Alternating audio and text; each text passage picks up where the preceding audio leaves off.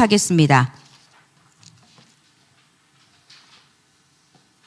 오늘 우리에게 주신 하나님의 말씀은 로마서 7장 1절부터 12절까지의 말씀입니다. 안녕하세요, 윤일애. 안녕하세요.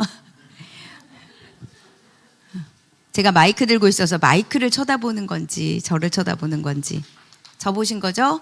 윤일애 성도님. 네, 우리 이 시간에 로마서 7장 1절부터 12절까지 우리 말씀을 한 절씩 보도록 하겠습니다. 제가 먼저 읽고 여러분들이 읽도록 하겠습니다. 형제들이여, 내가 율법을 알고 있는 사람들에게 말합니다. 여러분은 율법이 사람이 살아있는 동안에만 그 사람을 지배한다는 것을 알지 못합니까?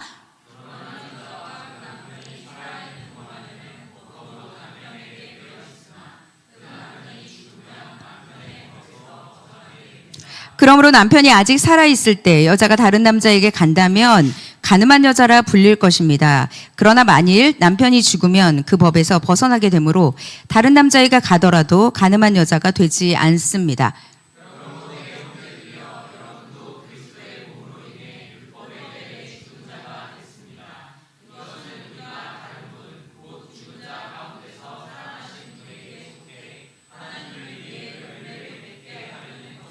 우리가 육신에 있을 때에 율법으로 인한 죄의 정욕이 우리 지체 속에서 작용해 죽음에 이르는 열매를 맺게 했습니다.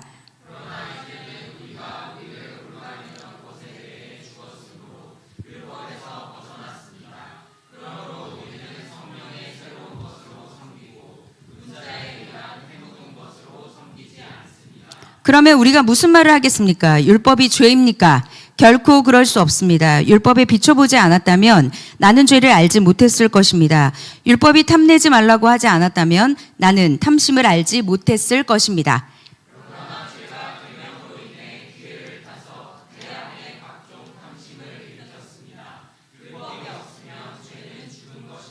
전에 율법이 없었을 때는 내가 살아있었지만 계명이 들어오자 죄는 살아나고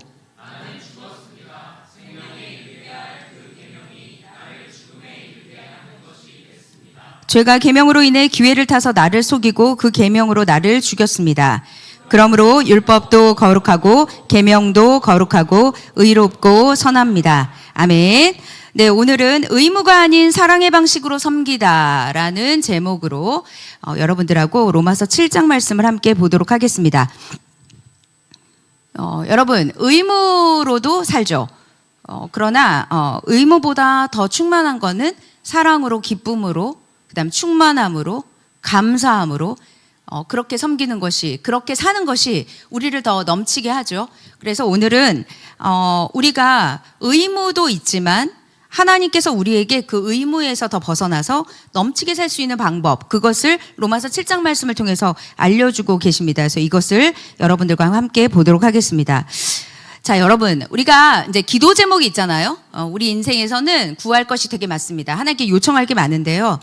그 기도 중에, 기도 제목 중에서 가장 최고의 기도 제목은 성령 충만입니다.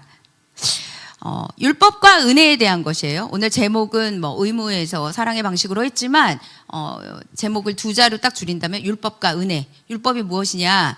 그러면 은혜는 무엇이냐? 율법과 은혜에 대해서 계속 율법은 죽었다. 그 다음에 우리는 예수님과 함께 살려고 이 말씀을 우리가 함께 나누는 것이다. 이렇게 얘기하고 있잖아요. 왜 우리가 성령 충만함을 구해야 되냐? 성령은 내부로부터 외부로 나가기 때문입니다. 그러니까 율법은 내가 내 안에서 생각해서 밖으로 나가는 것이 아니라 외부의 압력으로 해야만 하는 것을 율법이라고 하거든요. 그러니까 압력을 받는 거예요. 그러니까 우리가 여러분 어디든 약간 압력을 받으면 뭘 받냐면 인간은 긴장감을 갖거나 스트레스를 받거든요. 그게 그 다음에 외부로부터 하나님이 우리에게 의무를 자꾸 요청하실 때 우리에게 나타나는 게 뭐냐면 우리 인간 속에 무엇이냐? 죄의 뿌리, 죄의 본성이 있기 때문에 하나님이 우리에게 뭔가를 요청하실 때 거부감이 생기는 게 인간의 속성이에요.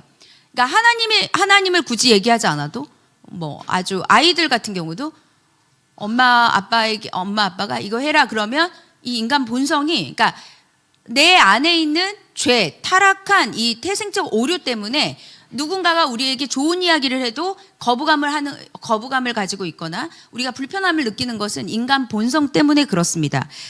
그러니까 외부로부터 오는 것이 아니라 성령은 내부로부터, 그러니까 마음이 바뀌어서 이 안에서 마음이 변하면서 이것이 외부로 발산이 되는 거거든요. 그것이 율법과 성령의 차이입니다. 여러분, 우리는 우리 안에서 선한 결정을 할 수가 없습니다. 만약에 우리 인생에서 모든 결정이 선하다면 그것은 나로부터 나온 게 아니라 성령으로부터 나온 것입니다. 내가 할 수 없다고 하는 것이 그 이유가 뭐냐면 나의 내면이 기본적으로 타락했기 때문입니다. 그러니까 우리는 내부가 타락해 있어서 결정할 때 이기적인 결정, 이익이 되는 결정, 손해보지 않는 결정, 그런 것들을 한단 말입니다. 그래서 내면의 변화를 할 수 있는 건 누구냐? 오직 성령님 밖에 없어요. 그래서 여러분, 우리가 교만하지 말아야 된다는 거 이제 이따가도 얘기하겠지만, 교만하지 말아야 되는 것은 내가 무언가를 했다고 칩시다. 그러면 내가 이것도 할 줄 아네가 아니라 내가 이렇게 할 수 없는데 이렇게 할 수 있는 건 결국 하나님의 도우심이 없구나라는 걸 고백할 수밖에 없다는 것입니다. 그래서 내 속에 선한 게 하나도 없는데 선한 결정이 나온다면 분명 누군가가 내 마음을 흔들었다는 것입니다. 내 마음을 건드렸다는 뜻이에요. 그래서 여러분, 내 안에 성령님 때문에 우리가 가져야 되는 게 무엇이냐? 바로 믿음입니다. 여러분, 믿음은 기본적으로 우리에게 뭘 주냐면 안정감을 주거든요. 그러니까 믿음이 있으면 내가 지금 가지고 있는 상황과 상관없이 안정감이 있어요. 왜냐하면 그 믿음의 요소에 성령님이 계시고 그 다음에 내가 믿음을 가졌다는 것 때문에 믿음의 상으로 하나님께서 역사하는 일들이 많기 때문에 그렇습니다. 그러니까 불안감도 두려움도 없는 거예요. 그래서 만약에 내 안에 요한일서에 보면 두려움은 하나님께서 우리에게 주시는 게 아니라고 했잖아요. 우리에게 두려움을 주시는 게 아니라 담력과 믿음을 주신다고 했거든요. 그래서 여러분, 율법이냐 은혜냐 의무냐 사랑으로 할 것이냐, 이것은 내 안에서 강제적인 것이냐 아니면 자발적으로 기뻐하는 것이냐. 그래서 선악과를 먹기 전에 하나님하고 나하고 연합한 상태에서는 여러분, 하나님 앞에서 우리는 하나님이 우리에게 말씀하셨을 때 자발적인 마음으로 하나님이 우리에게 주시려고 하는 그런 사명들을 감당하게 되고 기뻐하게 되고 그랬다는 거예요. 그러니까 하나님이 우리에게 성령 주신 이유는 선악과 먹기 전 원래의 모습으로 돌아가게 하려고 우리에게 성령을 주신 거예요. 성령을 주시기 위해서 예수님께서 하신 게 바로 죽음이잖아요. 그래서 제가 이제 이게 그 생각을 했어요. 여러분, 율법이냐 은혜냐, 그리고 하나는 강제성, 하나는 자발성이거든요. 요즘에 아주 핫한 인물이 하나 있죠. 우리 동계올림픽의 최가운 선수라고 있잖아요. 그 선수한테 어떻게 하다가 스노보드를 하게 됐냐 인터뷰를 했거든요. 인터뷰를 했는데 그 최가운 선수 부모님이 다 스노보드를 너무 좋아해서 계속 그 4남매인가 5남매인가 그렇더라고요. 다 스노보드를 한 거예요. 어릴 때. 오빠도 하고 언니도 하고 이 친구가 아마 셋째인가 그런 것 같아요. 근데 그 최가운 선수한테 어떻게 하다가 스노보드를 그렇게 즐겁게 했냐 그랬더니 7살 때 이제 그 보드를 타는데 점프를 하면서 이제 공중에 올라가서 이렇게 훅 내려가는 그 과정이 자기는 무섭지가 않고 너무 재밌었다는 거예요. 너무 재밌고 너무 짜릿하더라. 그래가지고 아빠한테 나 하루 종일 타고 싶으니까 7살 때 이제 그 하루 종일 자유 이용권으로 리프트권을 좀 끊어달라 이렇게 했더니 넌 어려서 안 되고 누나하고 이제 언니하고 오빠만 끊어주겠다 이렇게 얘기했더니 이 친구가 혼자 올라갔다는 거예요. 그 꼭대기까지. 그래서 그렇게 하면서 그러니까 이제 이 아이의 그 즐거움과 막 자기가 너무 하고 싶어서 아이들도 그렇잖아요.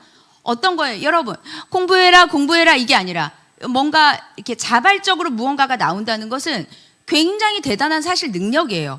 그러니까 무엇을 좋아하는가 이것은 너무나도 좀 은혜 부분이라는 생각이 듭니다. 그래서 스노우보드를 막 타고 게다가 이제 너무 잘하고 초등학교 때부터 막 또 대회 나가면 무조건 1등을 하고 근데 본인이 이거에 너무너무 즐거움을 느끼니까 지루함도 못 느끼고 계속 했다는 거예요. 여러분, 바로 그러니까 은혜로 한 대표적인 케이스라 볼 수 있어요. 굉장히 자발적으로 했다. 너무 기쁘게. 힘든 것보다 뭐가 좋으냐? 즐거움이 더 컸다는 거예요. 그러니까 여러분, 우리가 신앙생활도 마찬가지입니다. 제가 아슬아슬한 그 외줄타기라는 얘기를 했는데 신앙생활이 버거우면 무언가 이제 우리의 마음의 상태를 좀 점검해 봐야 되는 거예요. 왜냐하면 자발적 마음이 나와야 됩니다. 그것이 성령께서 우리를 인도하시는 은혜라는 거예요. 그래서 여러분, 은혜는 넘치는 개념이에요. 넘치는 개념이기 때문에 기뻐서, 감사해서, 즐거워서, 복돼서 그렇게 하는 것이 은혜의 방편입니다. 그래서 하나님께서 우리에게 순종을 원하시든 우리에게 예배를 원하시든 하나님이 우리에게 성령을 주신 이유가 무엇이냐? 넘치는 그 감격함으로 하나님께 나오라는 뜻이에요. 그래야 사랑이 이루어지는 거 아니겠습니까? 이것이 하나님이 우리에게 주신 오늘의 말씀의 포인트라는 것입니다. 그래서 오늘 이 말씀들을 여러분들하고 조금씩 한번 나눠볼게요. 자, 로마서 7장 1절부터 12절까지의 말씀. 여러분, 지난주 말씀이랑 비슷하지 않아요? 그죠? 지난주에 말씀했던 6장 14절 보충 해설이 오늘 말씀의 상반절에 있는 말씀입니다. 로마서 6장 14절 말씀 한번 펴보도록 하겠습니다. 한번 읽어보고 시작하도록 하겠습니다. 로마서 6장 14절입니다. 읽겠습니다. 시작. 죄가 여러분을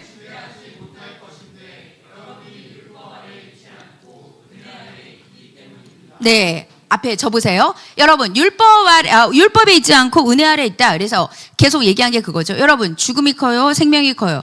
당연히 생명이 큽니다. 그러니까 하나님 죽음보다 생명이 크고 그 다음에 율법보다 은혜가 큰 거예요. 은혜의 개념이 훨씬 큽니다. 죄가 크냐? 하나님이 우리에게 용서해 주시는 그 용서가 크냐? 용서가 더 크다는 거예요. 그러니까 하나님이 우리에게 주시는 것이 내가 지금 하고자 하는 것보다 훨씬 크기 때문에 그것을 믿어야만 우리 인생에서 이제 믿음의 진보들이 나타나는 것입니다. 그래서 여러분, 이 성도의 소속이 율법이 아니라 은혜다. 그러니까 원래는 율법의 지배다. 그럼 율법이 뭘까요? 우리가 율법 아래 있다는 것은 범죄했다는 것이고, 범죄했다는 것은 무엇이냐? 죽는다는 뜻입니다. 그래서 율법 아래 있다는 것은 심판받는다, 그 뜻이에요. 간단하게 말하면. 그런데 죽지 않고 예수님 때문에 은혜의 지배 아래 받고 있다라고 말씀하고 있습니다. 그러면 그 신학자 중에 다드라는 분이 있어요. 그분 아주 그 로마서를 이렇게 계속 주석하신 분인데, 그분이 본인은 주석할 때 이 말씀이 제일 어려웠대요. 로마서 7장이 정말 이거는 은혜가 아니면 해석할 수 없다, 이렇게까지 고백을 했어요. 그렇지만 어렵지 않습니다. 여러분, 하나님께서 우리에게 어려운 마음을 주시지 않아요. 성경은 다 누구나 이해할 수 있습니다. 그래서 법에 대해서 보고 왜 이 법이 죽었는지 그 두 가지를 보겠습니다. 자, 여러분, 인생을 살면 우리는 법 안에서 살잖아요. 그죠? 국가에는 헌법이 있고 교회에도 교회법이라는 게 있습니다. 교회에도 헌법이 있어요. 그러면 여러분, 법을 누가 제일 잘 알아요? 법. 전공한 사람이 제일 잘 알겠죠. 근데 전공한 사람보다 더 잘하는 사람은 전문적으로 이 법을 다루는 사람들입니다. 판사라든지 변호사라든지 검사라든지 이런 법조인들이 더 많이 알죠. 그런데 여러분, 이 법을 더 잘하는 사람이 있어요. 누구냐? 바로 범죄자들입니다. 여러분, 그 감옥에 들어가 있는 사람들이 이 법에 대한 내용을 너무 잘 알고 있으니까 법망을 피하면서 또 범죄하다가 또 들어가고, 이게 계속해서 그들이 그렇게 하는 것은 법을 잘 알기 때문에 그래요. 그러니까 법을 아는데 어떤 미스 때문에 걸려서 들어가는 거거든요. 자, 범죄자들의 법을 잘 아는 이유는 무엇일까요? 자, 예를 들어서 도둑질을 많이 했던 사람은 도둑은 안 돼요. 자기 형량이 얼마나 되는지. 이번에 내가 요 정도의 돈을 훔치면 얼마의 형량이 나올 것이다. 자, 사기를 친 사람은 그 다음에 벌금이 어떻게 되고, 요렇게 하면 집행유예가 된다. 안다는 거예요. 제가 들은 얘기 중에 하나, 저희 어머니 또 아는 분이시기도 했는데, 전도사님이 교통사고가 났어요. 교통법을 전혀 모르는 거예요. 합의를 하려고 했더니 이제 합의가 안 되는 거예요. 왜냐하면 이 전도사님은 법에 대해서 문외한이고, 왜냐하면 본인이 교통사고를 낸 적도 없고 법을 어긴 적이 거의 없는 거예요.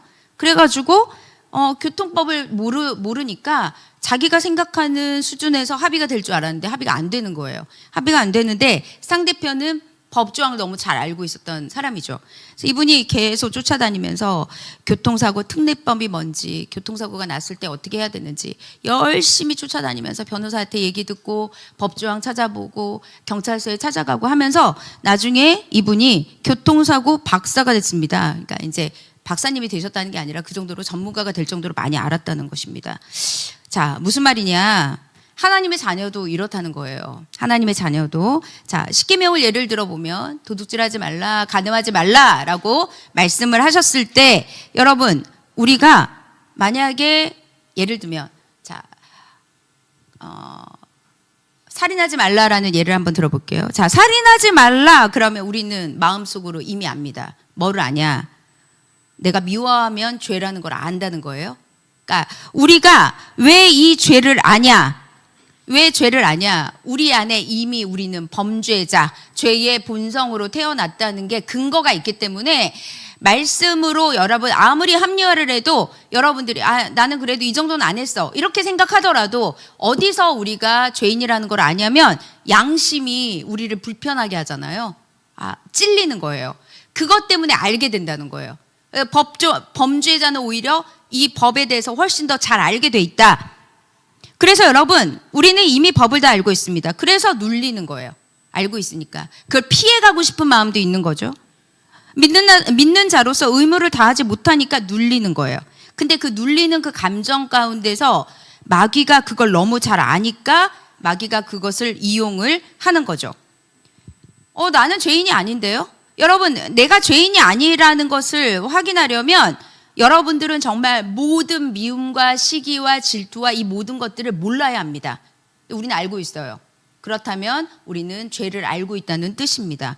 로마서 3장 10절에 보면 의인은 없으니 하나도 없다 그랬습니다. 아무도 의인이 없습니다. 저를 비롯해서 우리 모든 인간들은 그래서 아는 거예요. 양심으로도 알고 하나님이 알려주시는 말씀으로도 알고 우린 태어나서부터 선악, 옳고 그름에 대해서 알고 있다 이 말입니다.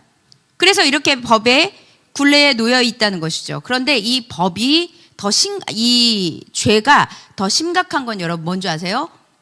죄가 번식한다는 겁니다. 누룩처럼 막 자라는 거예요. 여러분 처음에는 작은 거짓말로 시작됐는데 점점점 거짓말하고 합리화하고 또 거짓말하고 또 핑계대고 그러면 계속 죄는 죄를 낳는 희한한 번식력이 있습니다. 가인의 예를 들어보겠습니다. 하나님 앞에 예배 잘못 드렸죠. 예배의 죄로 회개하고 끝난 게 아니라 동생을 죽입니다. 바로 예배를 잘못 드렸던 그 처음의 죄가 살인죄로 번식하게 되었죠. 다윗도 마찬가지입니다. 여러분, 다윗의 처음 죄는 뭐예요? 게으름이요. 낮잠 자고 있었잖아요. 모든 우리 군인들이 다 전쟁 나가 있었는데, 그러니까 게으름에서 시작됐다는 거예요. 근데 이 게으름이 번식하더니 간음죄로 갔죠. 간음죄가 번식하더니 그 남편이었던 밧세바의 남편이었던 우리아를 죽이는 살인죄로 이어졌죠. 그러니까 여러분 우리는 이 죄가 생각보다 별거 아니라고 생각하면 안 됩니다. 왜냐하면 죄는 누룩이라고 했잖아요. 누룩이 뭐예요? 베이킹소다 넣으면 어때요? 빵이 이렇게 부풀어 오르죠. 부풀어 오르는 거예요. 아무것도 여러분 밀가루 반죽 이렇게 해보면 저 그냥 한 거랑 베이킹소다 딱 넣어가지고 요리하잖아요. 그러면 분명히 내용물이 반밖에 차 있지 않는데 이만큼 부풀어 올라 있단 말이에요. 그게 누룩입니다. 누룩. 그래서 여러분 죄는 계속 번식력이 있고 전염이 있어요. 그래서 이것을 마귀가 기가 막히게 알고 있다는 거예요. 약점을 알고 있는 거죠. 우리의 약점. 그 틈으로 딱 들어와서 야, 너 처음에는 게으름이었는데 그다음 거짓말하네, 합리화하네, 너 불순종했지, 너 미워했지. 그래서 너는 결국 나랑 똑같이 죽음의 그 하데스로 들어갈 수밖에 없다. 이렇게 이야기를 하면서 계속 우리를 올감해서 죄의 종으로 끌려가게. 그래서 마귀의 굴레에서 벗어나지 못하도록 그렇게 한다는 것입니다. 여러분 우리가 하나님 앞에서 이 죄가 얼마나 그래서 작은 죄를 무시하지 말고 하나님 앞에서 매 순간순간마다 하나님께 구하면서 마음에 찔림을 주면 그 자리에서 즉시 기도하고 회개하는 여러분들이 되었으면 좋겠습니다. 그래서 오늘 이 말씀을 한번 보도록 할까요? 이 번식하는 이 죄, 그래서 이 율법이 완전히 죽어야만 우리가 살아날 수 있다는 것을 우리 1절부터 3절까지 보면서 함께 보도록 하겠습니다. 1절부터 3절까지 한번 읽어보도록 할게요. 형제들이여 읽겠습니다. 시작.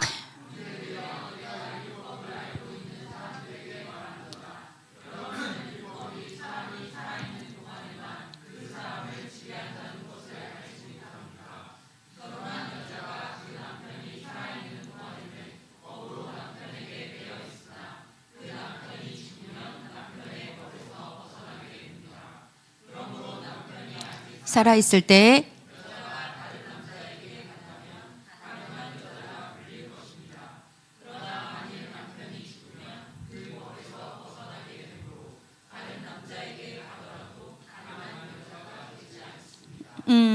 아멘. 자, 여러분, 오늘 이 사도 바울이 그 남편과 아내의 관계를 가지고 이 율법과 은혜를 설명을 했어요.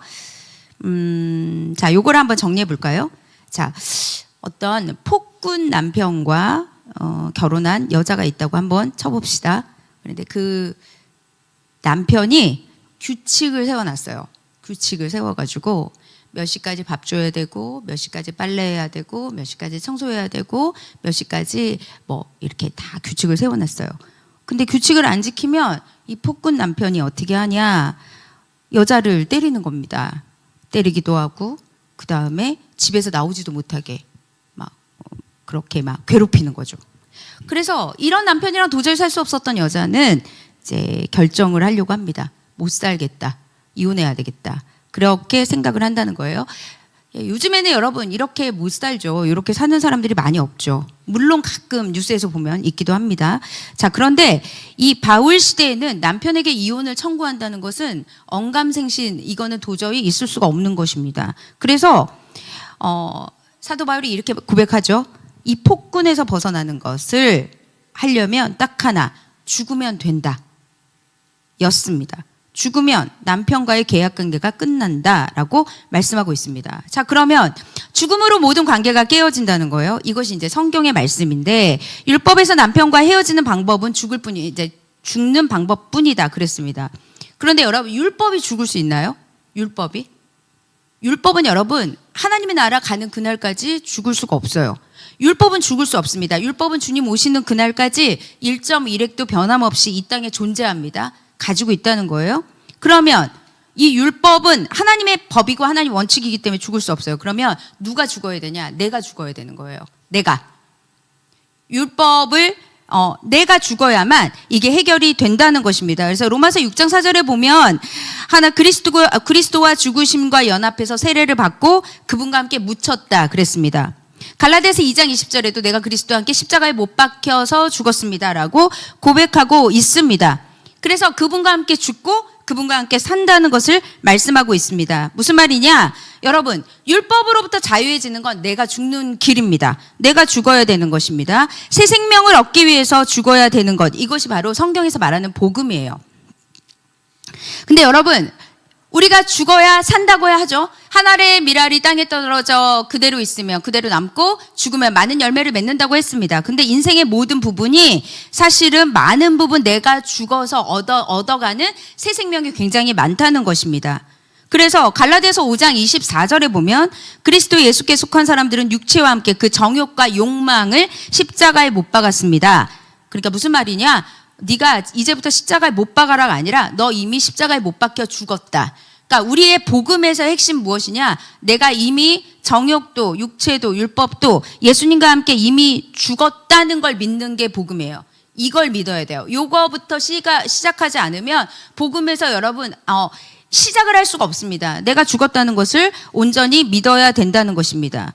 그래서 여러분 성경에서 그죠? 죽고자 하는 자는 살고자 하는 자는 죽으리라 이렇게 말씀하고 있지 않습니까? 그래서 여러분 이제 이거예요. 나는 죽었다. 그래서 우리가 자아가 죽어야 된다. 우리 인생의 경험이 죽어야 된다. 이성이 죽어야 된다. 많은 얘기 하잖아요. 여러분 그래서 나의 옛사람이 살아 역사하는 그 순간부터 무엇이냐? 마귀의 세력이 공격하기 시작하는 것입니다. 나의 정욕이 살아나는 순간, 나의 육체의 그 욕심이 살아나는 그 순간에 계속 넘치게 되는 것이죠. 그런데 죽으면 그것이 완전히 소멸된다라는 것입니다. 여러분 죽어야지만 사는 것입니다. 빌리그레함 목사님이 하셨던 그 예화 중에 아주 유명한 예화가 하나 있어요. 어떤 이제 개구리들이 막 개골개골 하면서 이제 모여서 회의를 했습니다. 막 회의를 하고 있는데 개구리들이 막 회의하고 있는데 저 하늘 위에서 아주 멋진 학이 멋지게 창공을 날고 있는 것입니다. 그래가지고 개구리들이 회의하고 있다가 이렇게 하늘 보니까 학이 너무 멋있는 거예요. 멋있어서 이렇게 얘기합니다. 야, 우리도 언제쯤 저렇게 날 수 있을까라고 막 감탄을 하면서 쳐다보고 있었습니다. 근데 그 중에 한 마리의 개구리가 학에게 찾아갑니다. 물어봤습니다. 나도 날고 싶은데 어떻게 하면 날 수 있어요? 이렇게 물어봐요. 그랬더니 학이 아이디어를 하나 냈어요. 어떤 아이디어를 냈냐면 너랑 나랑 긴 막대기 가지고 내가 이 긴 막대기를 입에 물고 네가 이렇게 입에 물고 있으면 우리가 같이 날아갈 수 있어. 한번 해볼까? 그래, 그렇게 해가지고 개구리가 그러면은 나도 날아갈 수 있겠구나. 그래가지고 의견을 서로 막 합의를 해가지고 날았습니다. 그래서 한쪽 끝에는 개구리, 한쪽 끝에는 학이 그것을 막 이제 물고서 날았더니 개구리가 너무 기뻐하는 거예요. 너무 기뻐하면서 하늘을 날면서 이게 꿈이냐, 정말 너무 환상적이다, 막 이러면서 너무 기뻐했거든요. 근데 밑에 있던 개구리들이 이제 보면서 좋겠다. 너는 너무너무 날 수 있어. 너무 좋겠구나. 그래서 막 멋있다고 하면서 이제 그 입을 다물 줄 모르는 그 밑에 있었던 개구리들이 그 날고 있는 개구리한테 물어보는 거야. 야, 너 어떻게 그렇게 기가 막힌 생각을 해냈니? 라고 물어보니까 어깨가 으쓱하셨던 우리 개구리님께서, 교만하신 우리 개구리님이 신이 나서 내가 있지. 그러다가 떨어져 죽었다는 거 아니겠어요? 살아있었는데 여러분, 내가 있다고 하면서 죽었다는 것입니다. 무슨 말이냐? 내 힘으로, 내 능력으로 했다는 거. 여러분, 멀리 갈 필요도 없습니다. 히스기야가 바로 그런 왕입니다. 내 힘으로 했어. 여러분, 바벨론 사신들이 히스기야가 죽을 병에 걸려서 하나님께서 살려달라고 했잖아요. 15년의 시간을 연장을 했습니다. 히스기야가 약간 자기가 강한 자 코스프레가 좀 있었던 것 같아요. 그래서 히스기야가 얼마나 마음에 뭐가 있었냐면, 와, 그 전에 아수르도 하나님의 은혜로 이제 승리를 한 거잖아요. 본인이 한 게 아니라 하나님의 은혜로 승리했는데 아수르도 완전히 멸망했습니다. 바벨론 사신들이 왔는데 속으로 어떤 생각했냐? 저렇게 먼 거리에 있는 바벨론 사신들이 설마 우리나라까지 침범하진 않겠지, 마음으로. 그리고 그 주변 국가가 히스기야가 유다를 맡게 되더니 아수르도 물리쳤다더라. 그 주변에 있는 모든 전쟁에서 18만 5천을 다 죽여버렸대더라. 이런 소문이 나니까 히스기야 마치 하나님이 하신 것을 자기가 했다고 생각을 했던 거잖아요. 그렇게 하면서 어떤 일이 일어났냐? 바벨론 사신들이 염탐 온 거잖아요. 염탐을 왔는데 히스기야가 막 와가지고 모든 금은 창고, 보석들, 보물고를 다 문을 다 열어줍니다. 군사력 다 보여줘요. 경제력 다 보여줘요. 내가 이렇게 했다. 여러분, 그렇게 하다가 어떻게 되죠? 바벨론에게 모든 자기의 자손들이 다 끌려가는 거 아니겠습니까? 무슨 말이냐? 여러분, 살아있다는 거예요. 하나님 살려줬는데 살려줬던 하나님 앞에 겸손하고 내가 죽는 게 아니라 펄펄 살아있었다는 것입니다. 그래서 여러분, 우리는 하나님 앞에 나는 죽었다는 사망 선고를 해야 합니다. 여러분들이 내 능력이야, 내 힘이야. 우리 서다원, 우리 삼성병원이니? 차병원 안 가기로 했죠? 아, 네. 저도 지금 간사님한테 들었어요. 저기 삼성병원 저기 취업했어요. 박수 좀. 와, 수고. 서다원이 한 게 아닙니다, 여러분. 서다원이 한 게 아니란 말이에요. 내가 공부 엄청 열심히 해가지고 내 능력으로 취업했다라고 하는 순간 큰일 난다는 거 기억하시기 바랍니다. 내 능력이 아닙니다. 내 힘이 아닙니다. 여러분, 교만하고 자랑하고 잘난 척하는 그 순간에 우리는 죽습니다. 그런데 그리스도와 함께 내가 죽었다라고 하면 삽니다. 그러니까 여러분, 죽은 자는 말이 없어요. 자기 영광이 없는 거예요. 자기 영광, 내 자랑, 내가 드러나는 게 없는 것이죠. 그러면 무엇만 살아있을까요? 오직 하나님 앞에 반응하는 순종, 하나님 앞에 순종하고 하나님을 신뢰하고 충성하는 것만 남는 거겠죠. 여러분, 그러면 사망하지 않았다는 증거를 한번 대볼게요. 자, 교만해지고 좌절을 겪는 이유는 여러분들의 자아가 살아있기 때문입니다. 작은 것이라도 이루면 교만해집니다. 내가 했다고 생각하기 때문에 그렇습니다. 예를 하나 들어볼게요. 본인이 알잖아요, 본인을. 자기의 IQ를 안단 말이에요. 자기의 지적 수준을 안단 말이에요. 내가 가지고 있는 능력이 얼마큼인지 안단 말이에요. 자, 돈을 버는 사람도 내가 가지고 있는 이 능력이 어느 정도인지 본인이 알아요. 그런데 여러분, 하나님께서 내가 가지고 있는 능력보다 막 부어줄 때가 있거든요. 물질적인 것든 공부든 뭐 연구든 내가 가진 것보다 하나님께서 막 희한하게 막 계속 기름을 넘치는 거예요. 그럼 여러분 생각해야 됩니다. 이거 도저히 내 머리에서 나오는 게 아닌데, 이거 도저히 내가 가지고 있는 아이디어에서 나오는 게 아닌데, 무엇입니까? 여러분, 우리가 하나님 안에 있는 사람들은 왜 교만할 수 없냐면 내가 한 게 아니기 때문이에요. 저도 마찬가지입니다. 양육을 준비하고 모든 과정에서 여러분 막 하나님께서 막 묵상할 때 막 생각나게 하시고 이러면 내가 이렇게 생각을 잘하는구나. 그러지 않아요. 내 머리에서 그게 나올 수 없다는 걸 압니다.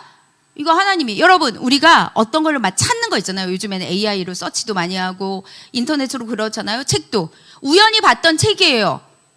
내가 막 지식과 독서의 양이 엄청나게 대단해서가 아니라 하나님이 우연하게 내가 집은 책을 통해서도 역사하시는 것은 하나님이 도와주신다는 것입니다. 교만할 수 없다는 거예요. 작은 것이라도 이루어 놓고 교만하다. 왜냐하면 내가 있다고 생각하니까 그런 거예요. 그래서 좌절하잖아요. 그러면 뭐가 살아있는 거냐? 내가 가진 무능력에 대한 인식이 살아있는 거예요. 나 죽었는데. 교만도 죄인데 좌절도 죄죠. 자아가 죽은 자는 교만하지도 않고요. 좌절하지도 않습니다. 청지기에게 자랑은 없거든요. 낙심이 없어요. 그냥 하나님께 충성하는 마음밖에 없습니다. 그래서 나의 삶의 모든 것들이 하나님으로부터 왔다는 것을 알아야만 그것이 십자가에 못 박혔다는 걸 경험하는 것이고 고백하는 것입니다. 여러분, 사도행전에 나오는 베드로와 요한이 성전 미문에 있는 안진뱅이를 고쳤잖아요. 자, 그때 정말 내가 이걸 해냈네. 내가 정말 병자를 고치네. 자, 요 말을 하지 않았죠. 예수 그리스도의 이름으로 일어나 걸으라고 했습니다. 그들은 자랑하거나 잘난 척하지 않고 그냥 복음을 전한 거예요. 무슨 말이냐? 하나님의 복음의 원리를 붙들고 갔다는 것입니다. 그래서 자랑하거나 교만하거나 그 다음에 좌절하거나 낙심하는 것은 내 자아가 살아있다는 증거입니다. 낙심하는 것도 범죄거든요. 살아있을 수 없습니다. 주께서 붙들어 주시는데 무슨 좌절입니까? 무슨 낙심입니까? 무슨 교만입니까? 아무것도 없다는 것입니다. 그래서 여러분, 하나님께서 우리에게 주시는 건 무엇이냐? 모든 것이 내가 예수 그리스도와 함께 죽었다는 게 고백이 되면 그때부터 정말 하나님의 놀라운 역사들이 일어난다는 것입니다. 4절을 한번 읽어보도록 하겠습니다. 4절. 오늘 말씀 4절입니다. 그러므로 읽겠습니다. 시작.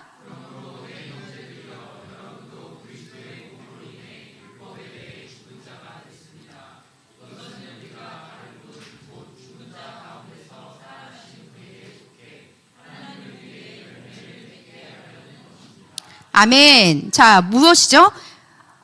죽은 자 가운데서 살아나신 분, 바로 예수 그리스도에 속해서 우리에게 원하시는 게 무엇이죠? 하나님을 위해서 열매 맺게 하는 것. 이게 하나님이 우리의 뜻이라는 것입니다. 여기 나오는 우리가 다른 분, 곧 죽은 자 가운데 살아내신 그분은 예수님이시잖아요. 자, 옛 남편이었던 율법과 사별했습니다. 예수님하고 함께 죽었습니다. 그분과 함께 부활했습니다. 그러면 이제는 나의 남편이 누구냐? 예수님이에요. 그러니까 예수님이 나의 남편이 되고 내가 신부가 되는 것이죠. 그러니까 율법이 지배할 수 없는 거예요. 대신에 성령이 우리를 통치하고 우리를 지배하시는 것이죠. 그래서 새로운 남편인 이 은혜로운 예수님이 어떤 분일까요? 용서하시는 남편, 그 다음에 날마다 우리에게 사랑을 베풀어주는 남편, 우리에게 은혜를 주는 남편으로 오셨다는 것입니다. 그래서 여러분, 성도는 그 은혜로운 예수님의 그 은혜와 능력과 충만함을 힘입어서 사는 거예요. 그것이 여러분 새로운 방식이라는 것입니다. 그러면 새로운 방식이라는 게 여러분 무엇이냐면 말씀 한번 볼까요? 로마서 여러분 제일 앞에 부분 1절 한번 말씀 한번 보도록 할게요. 거기 보면 6절입니다. 6절 한번 새로운 방식이 어떤 것이냐 한번 읽어보도록 하겠습니다. 그러나 시작. 다시 6절 읽겠습니다. 그러나 이제는 시작.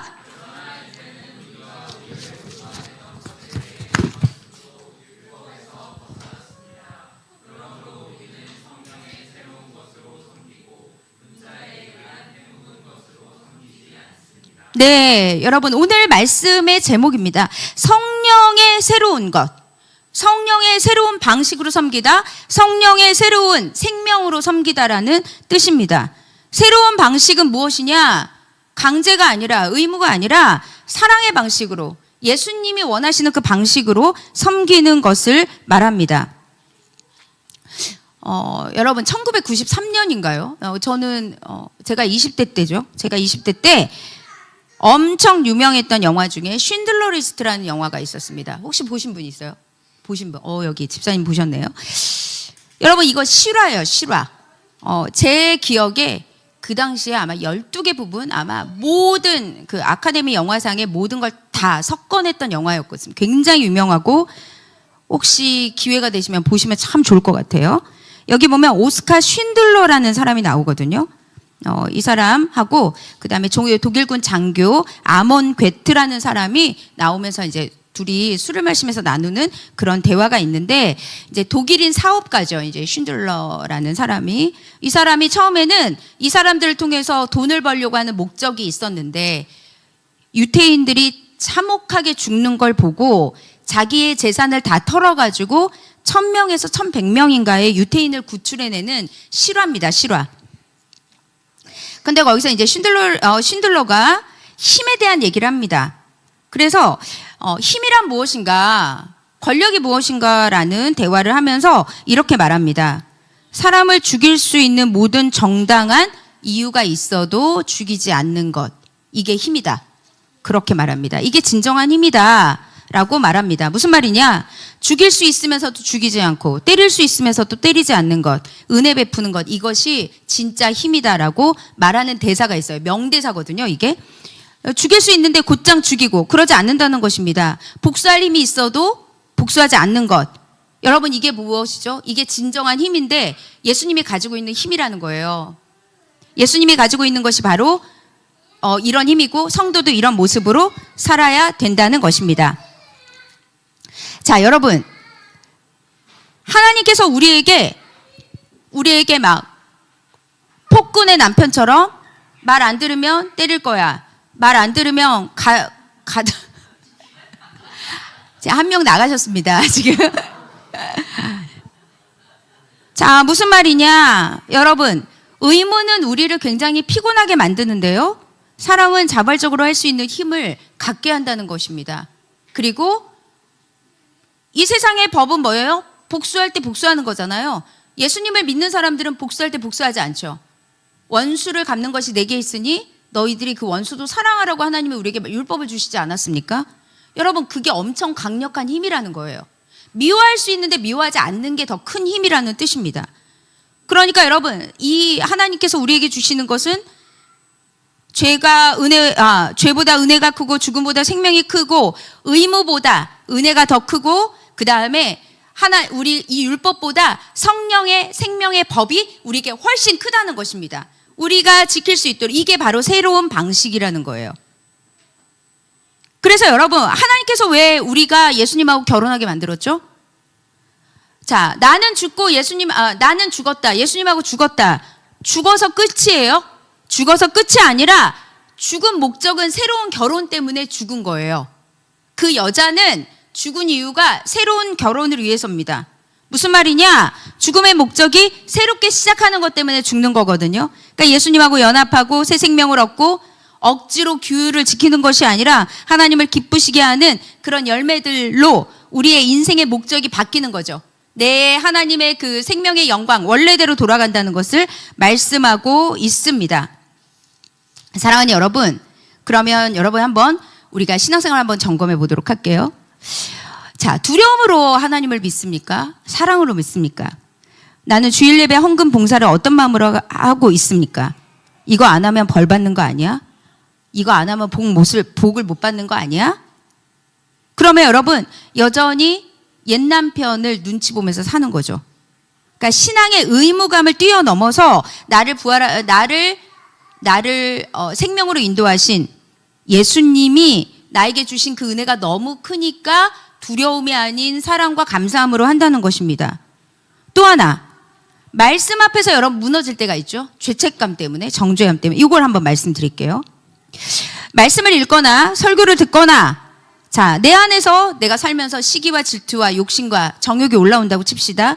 자, 괴로울 때가 있죠. 안 괴로운 사람 있어요? 괴로워요? 괴롭죠. 괴로운 게 정상입니다. 자, 그러면 그때 우리 머릿속에 인식해야 되는 게 무엇이냐? 내가 구원받은 사람이 아닌가라고 절망하는 게 아니에요. 나 구원받지 않았나? 이게 아니라 내 죄가 점점점 드러나고 있구나라고 인식을 하는 것이 훨씬 건강하다는 것입니다. 그러니까 내가 무언가 죄를 지었어요. 내가 하나님 앞에 찔림이 있어요. 그러면 내가 지금 성령께서 나에게 이 죄를 계속 깨닫게 해주시는 거구나. 그러니까 더 감사해야 되겠네. 그러니까 성경을 더 봐야 되겠네. 여러분, 우리는 지금 거꾸로 가고 있어요. 그러니까 적용이 잘못돼가지고 내가 말씀을 읽었어요. 내가 설교 말씀 들으면서 나한테 왜 훈계하는 거야?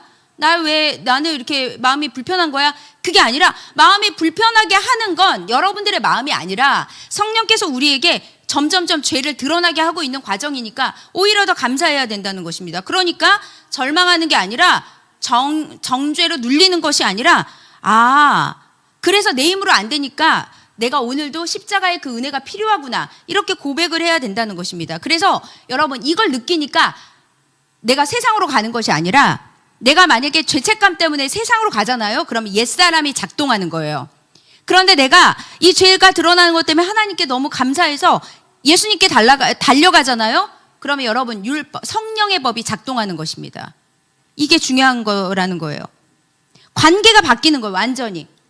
하나님이 무서웠던 존재가 아니라 하나님은 언제든지 나의 이 상태를 알고 있기 때문에 그러니까 여러분 제가 변하고 있구나. 하나님 아세요.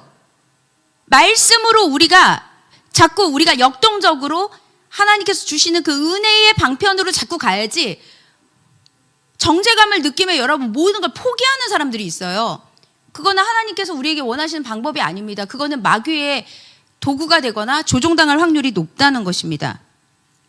그래서 내면에서 계속 깨닫게 된다는 것은 하나님의 은혜고 그때부터 오히려 더 우리가 자원하는 마음, 자발적으로 가게 된다는 것입니다. 자, 그러면 여러분 은혜의 포인트를 하나 알려드릴게요. 자, 가정에서 여러분 이렇게 하면 좀 오글거릴까요? 자, 가정에서도 율법이 지배할 거냐, 은혜가 지배할 거냐를 보겠습니다. 말씀을 너무 둘 다 칼같이 잘 알고 있어요. 그래서 남편이 이렇게 말합니다. 성경에서 남편한테 순종하라고 하는데 너는 왜 순종을 안 하냐? 그랬더니 아내가 바로 반박합니다. 내 이웃을 내 몸과 같이 사랑하라고 했는데 당신은 왜 나한테 맨날 소리만 지르냐? 이렇게 되는 거예요. 자, 이거는 율법이 지배하는 거죠. 법을 가지고 막 들이대는 거예요. 그러니까 평화가 없죠. 안식도 없죠. 전쟁만 있고 갈등만 있습니다. 자, 은혜가 지배하는 거 알려드릴 테니까 이대로 한번 해보시기 바랍니다. 자, 남편이 이렇게 말하는 거예요. 자, 은혜의 고백입니다. 여보, 사랑하라고 했는데 사랑하지 못한 나를 정말 용서해 주길 바래요. 정말 미안해요. 라고 고백을 지금 남자들 표정이 굉장히 나 이제까지 이런 거 해본 적이 없는데 나한테 하라는 말인가? 라는 표정을 하고 있습니다. 그랬더니 아내가 이렇게 말합니다. 아니에요, 여보. 순종을 해야 되는데 순종하지 못한 제 잘못이 훨씬 큽니다. 자, 이것이 은혜로 고백하는 가정입니다. 아셨습니까? 이것이 은혜로 역사하는 거예요. 엄마, 내가 엄마한테 순종해야 되는데 내가 아직도 까칠해가지고 잘 못하는 거 하나님 엄마 나 좀 너그럽게 용서해 주세요. 그러면 아니야, 엄마도 너한테 너무 그렇게 심하게 했던 것 같아. 이래야 은혜지. 너 엄마 예를 들면 이런 거 있잖아요. 너 부모한테 순종하라고 했지. 그랬더니 자녀를 노하게 하지 말라고 했잖아요. 이러면 이제 어떻게 되는 거예요? 이제 법과 법이 날카롭게 무슨 신문하는 재판장도 아니고, 그러니까 가정을, 교회를, 관계를 법으로 만들지 말라 이 말입니다. 은혜로 바뀌어야 된다는 것입니다. 여러분 이것이 얼마나 중요한지 아십니까? 그러면 여러분 어떻게 해야 되는가? 적용법을 하나 더 알려드릴게요. 자, 이제부터 은혜로 역사하는 것, 자, 성령님과 대화하는 것입니다. 오늘 말씀의 포인트는 성령님과 하나님과 관계가 열렸으니까 성령님하고 대화하는 거예요. 자, 율법적 반응입니다. 율법적 반응 이렇게 하는 거예요. 갑자기 누가 나를 화나게 했어요. 분을 내지 말라고 했는데 그래 참자. 겉으로는 참는데 속에서 막 부글부글 막 여기서 막 스팀 올라오고 막 난리가 났어. 안 보이지만. 자, 성령의 반응은 무엇이냐? 성령님하고 대화하는 겁니다. 성령님, 내가 지금 누구 때문에 너무 화가 나는데요. 내 힘으로는 할 수 없거든요. 주님, 저에게 주님의 마음을 부어주세요. 라고 고백을 하는 것입니다. 이게 율법과 은혜의 차이예요. 자, 선택합니다. 자, 율법. 자, 내가 하나님의 법을 지키지 않았어요. 그러면 어떻게 생각하냐? 아, 이 정도는 뭐 하나님께서 봐주지 않을까? 나 그래도 경건해 보이는데? 자, 그랬다고 칩시다. 자, 하나님과의 관계에서는 이렇게 하는 거예요. 하나님, 내가 이 행동을 하면 하나님이 기뻐하실까요? 하나님, 내가 이것을 참았을 때 주님과 더 관계가 깊어질까요? 묻는 거예요. 그래서 여러분, 율법은 깐깐한 고용주와 피고용인의 관계라면 성령의 새로운 것은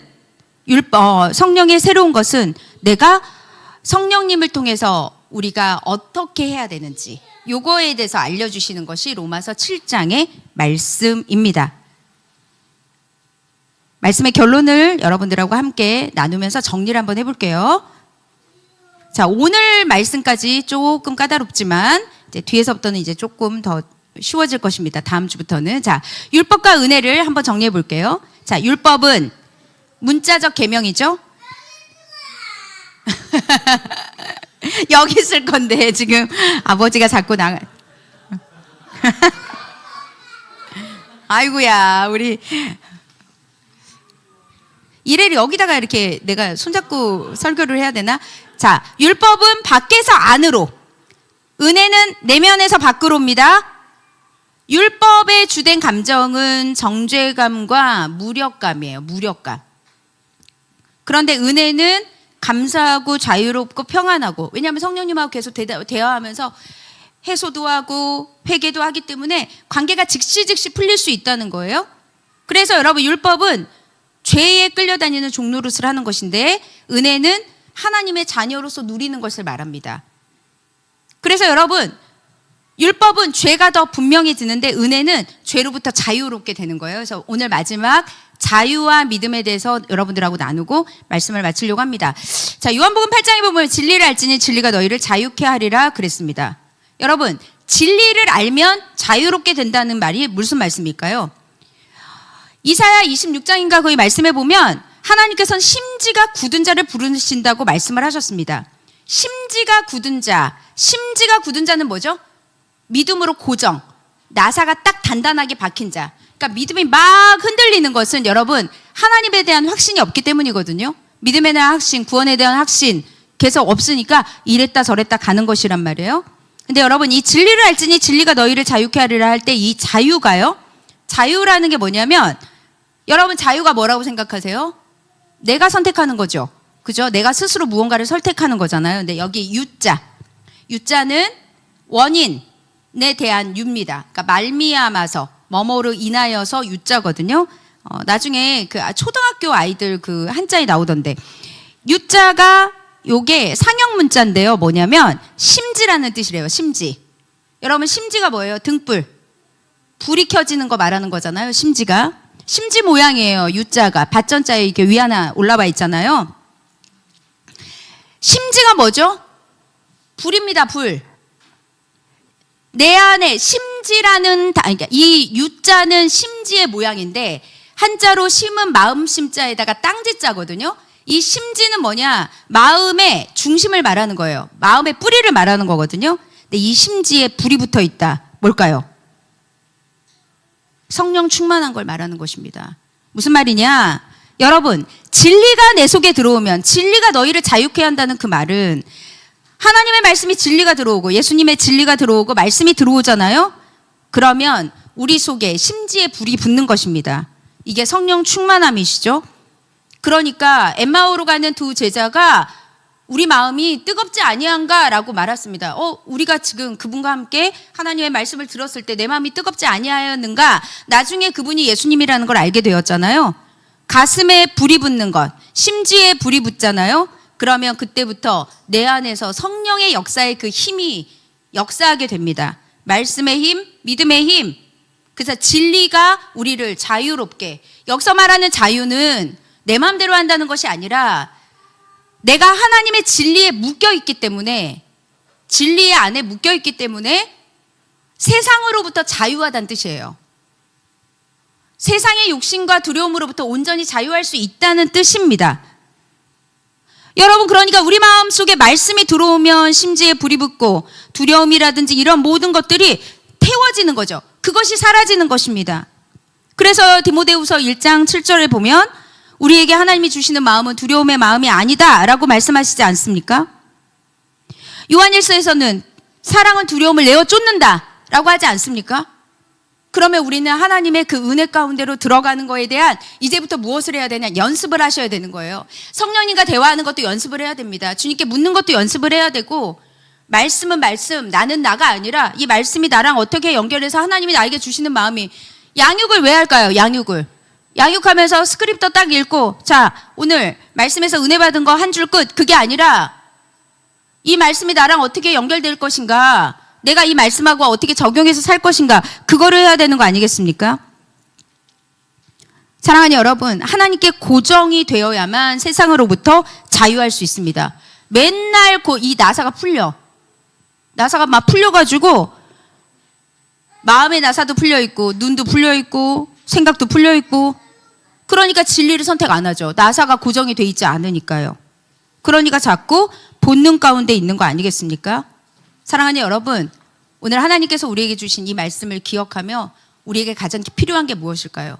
바로 성령의 충만함입니다. 너희들이 구할 것이 많지만 내가 너희에게 가장 좋은 것을 주는 성령을 구하라. 성령을 구하는 것이 여러분 우리에게 능력이 될 것입니다. 여러분, 한 가지만 여러분들한테 이야기할게요. 유능하게 해달라고 유능하게 되는 것을 우리 스스로 할 수 없어도 성령 충만은 구할 수 있지 않아요? 돈 벌려고 하는 그 에너지 많이 쏟는 그 시간에 성령은 구할 수 있잖아요. 우리가 구해야 되는 능력이 유능하게 해주세요, 머리 좋게 해주세요, 공부 잘하게 해주세요. 물론 그게 나쁜 건 아닙니다. 히스기야도 그랬잖아요. 하나님 낫게 해주세요. 저는 이사야 39장 보다가 약간 기가 찼거든요. 매번 볼 때마다 느낌이에요. 히스기야한테 이사야가 바벨론에 완전히 너네들은 넘어갈 거야. 그랬더니 히스기야가 딱 마지막 절에 이렇게 얘기하잖아요. 이사야 39장 제일 마지막 절에 8절인가 그럴 거예요. 거기서 딱 그렇게 합니다. 내 때에는 이런 어려움이 안 오겠지? 왕이 할 소리입니까? 왕이면 15년 동안에, 여러분, 히스기야 아버지 누구냐? 아하스입니다.